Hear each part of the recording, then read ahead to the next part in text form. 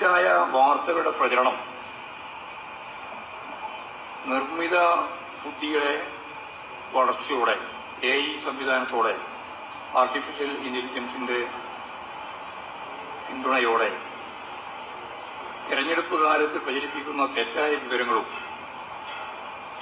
കപട വാർത്തകളും അതെല്ലാം സൃഷ്ടിക്കുന്ന ആശയക്കുഴപ്പത്തെക്കുറിച്ച് ഇന്ന് ലോകത്തും ഇന്ത്യയിലും കേരളത്തിലും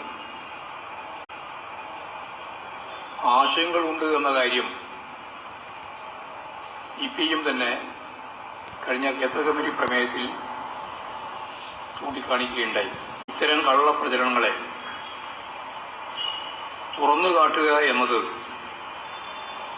നമ്മുടെ ജനാധിപത്യ സമൂഹത്തെ മുന്നോട്ടേക്ക് കൊണ്ടുപോകും.